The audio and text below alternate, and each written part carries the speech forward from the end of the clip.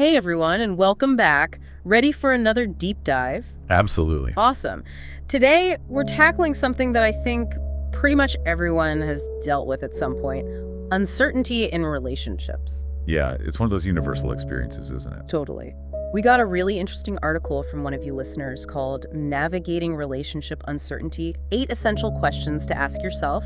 And I'm super curious to dig into it with you. Me too. It sounds really practical. Yeah, and it seems like a good way to think about this whole deep dive is kind of like giving everyone listening the tools to figure out how to approach uncertainty in their own relationships. I like that. It's not about giving advice. It's about giving people the power to help themselves. Exactly. So right off the bat, the article makes this point that pretty much everyone experiences uncertainty in their relationships at some time or another. Oh, absolutely. It doesn't matter if you've been together for like a month or like 20 years. Right. And it lists all these different things that can cause uncertainty, from communication problems to not being on the same page about values or whatever. Yeah, it's like a whole recipe book for relationship woes. Haha, right.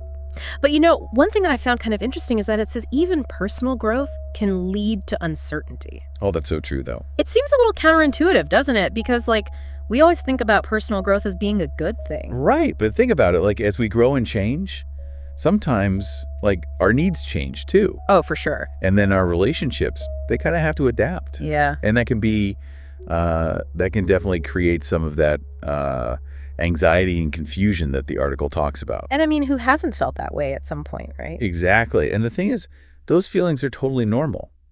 It's okay to feel anxious or confused when things are uncertain.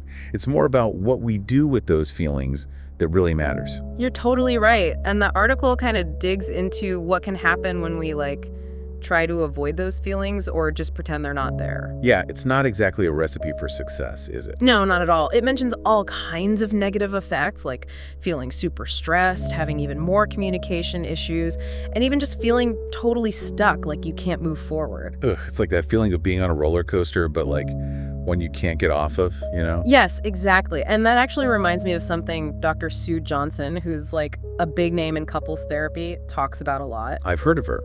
What'd she say about this kind of thing?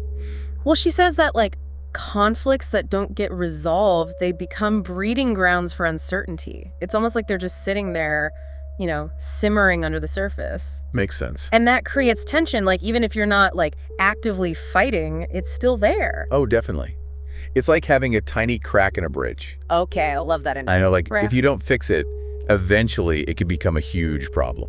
Right, exactly. So we've talked about how uncertainty is normal and that it can come from all sorts of places and how ignoring it can really mess things up.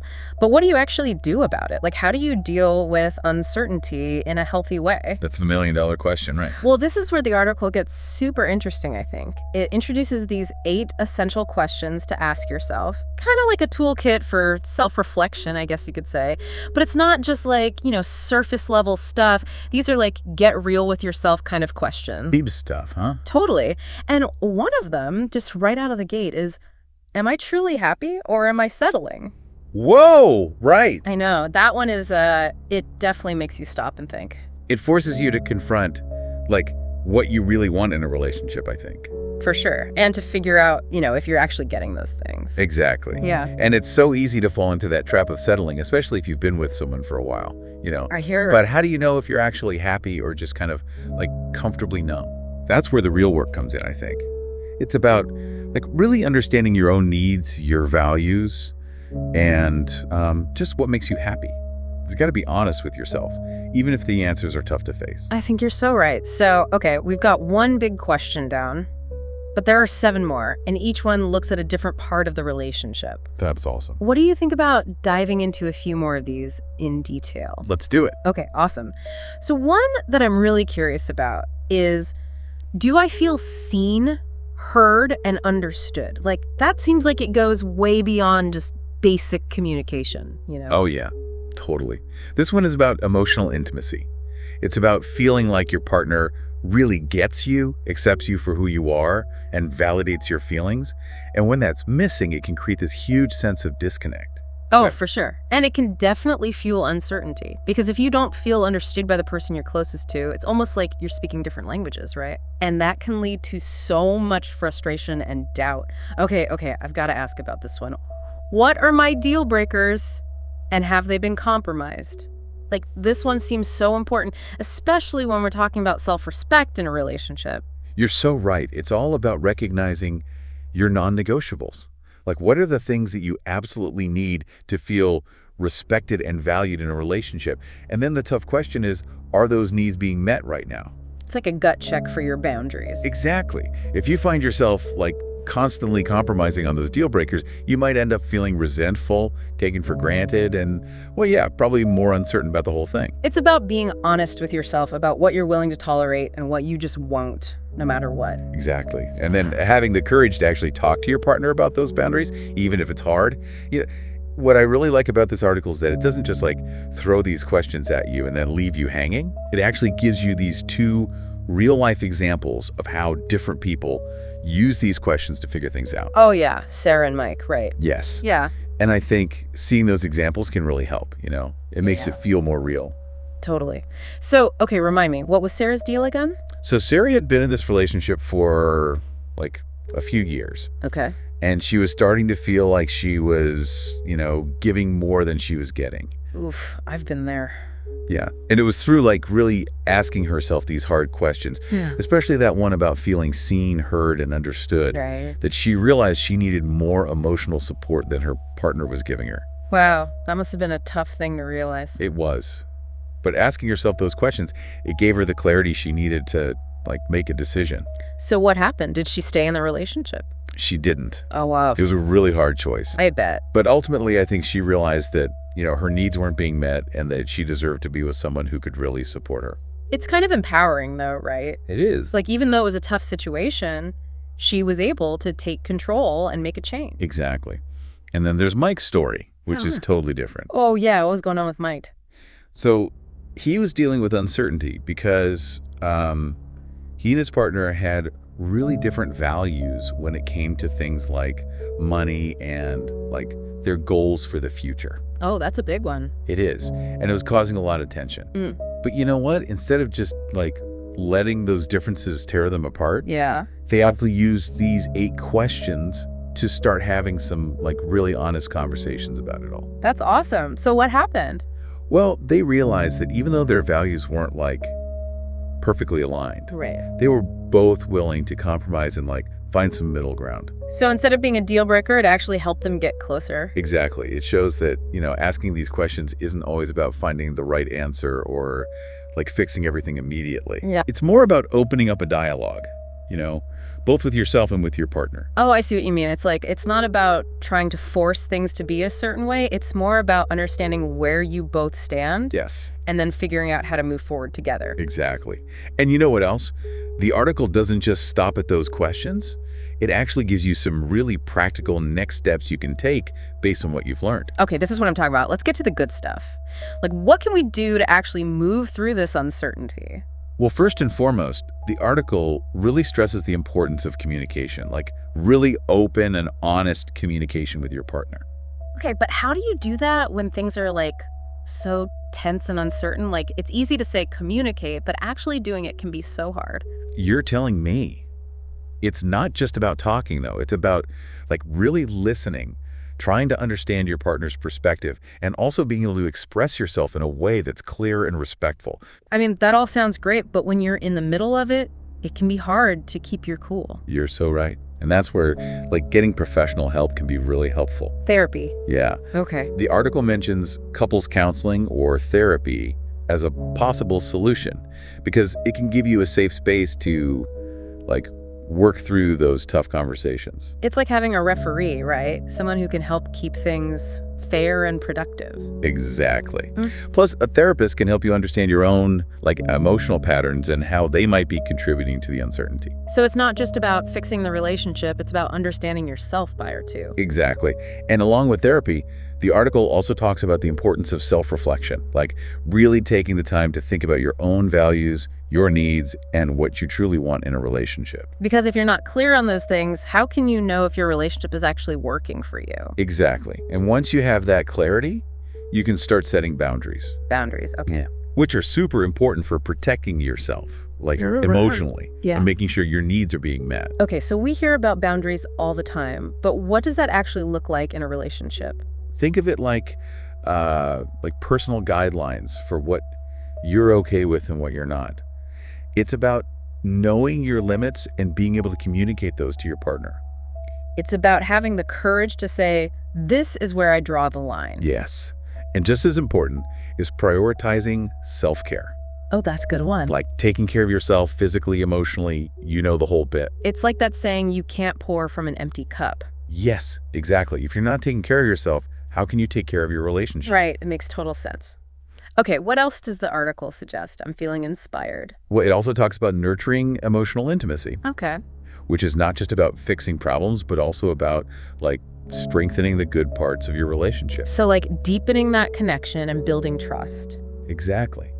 That could look like being more open about your feelings, being more vulnerable, and really trying to understand each other's emotional world. It's like you're building this bridge of understanding between you two. I love that. And of course, it's important to actually address those unresolved conflicts we talked about earlier. Yeah, because we know that brushing things under the rug never really works. But how do you have those hard conversations without things getting totally out of control? Well, the article suggests approaching those conversations as a team.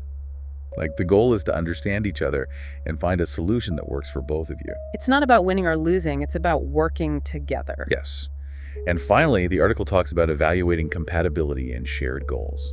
This is a big one. Because if you're both heading in completely different directions, that's going to create some serious uncertainty, right? Absolutely.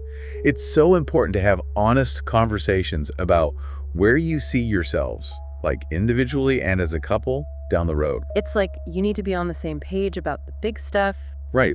Do your values line up? Do you have similar goals? Those are important questions to explore. Totally. Wow, okay, we've covered a lot of ground here. We have.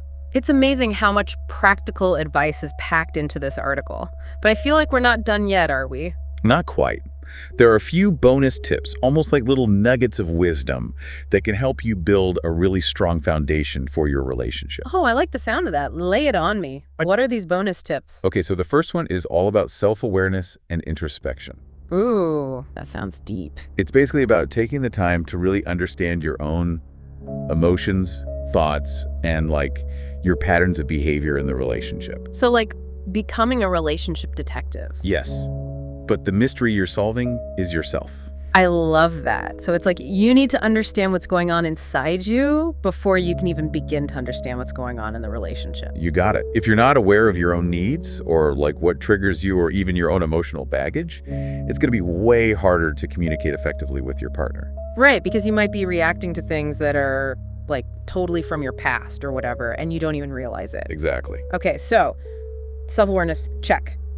What's next? This one's pretty simple, but I think it's important. Lean on your support system. Yeah. Talk to people you trust. Oh, yeah, your friends, family, therapists, that kind of thing. Exactly. Having those people you can confide in, people who can offer a listening ear or a different perspective, makes such a difference. It's like having your own personal cheer squad, right? Totally. Yeah. And sometimes just talking things out can help you see things more clearly. Okay, I'm ready for the next tip. This one might sound familiar, but it's worth repeating. Prioritize personal growth and self-reflection. Didn't we already talk about that? We did. But this time, I'm talking about more than just the relationship. It's about nurturing your own interests and passions, making sure you're happy and fulfilled as an individual. Oh, I see what you mean. It's like that whole put on your own oxygen mask first thing. You can't be a good partner if you're neglecting yourself. So true. Okay, give me another tip. All right, this one's all about adopting a growth mindset. A growth mindset. Okay, I'm intrigued. What's that? It's basically about seeing challenges in your relationship, not as failures, but as opportunities to learn and grow together. So instead of freaking out when things get tough, Right. you try to see it as a chance to get closer. Exactly. It's about approaching those bumps in the road with curiosity and a willingness to work through them together. Because let's be real, no relationship is perfect and those bumps are going to happen. 100%. And the last one is, in my opinion, one of the most important. Okay, I'm all ears. Hit me with it. Prioritize emotional intelligence and empathy. Ooh, those are big words.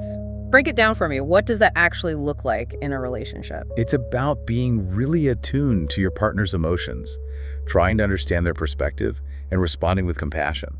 So it's not just about listening to what they're saying, it's about understanding how they're feeling. Exactly. And being able to manage your own emotions so you don't make things worse. Yes. Emotional intelligence is like a superpower in relationships, honestly. I love that. Okay, wow. This has been such an eye-opening deep dive.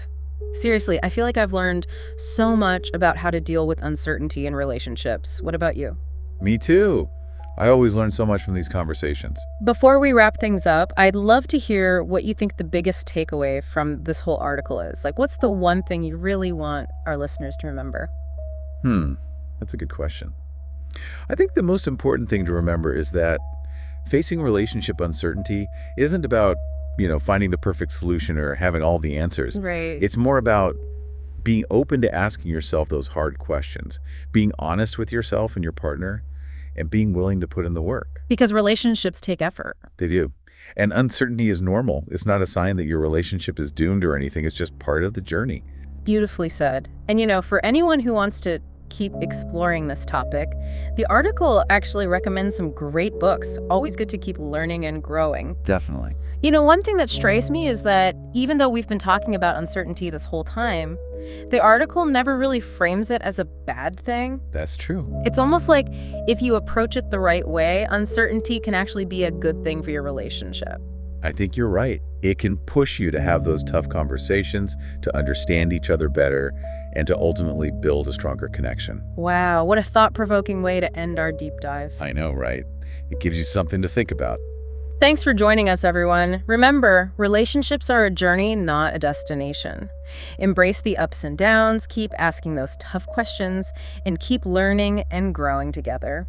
We'll catch you next time on The Deep Dive.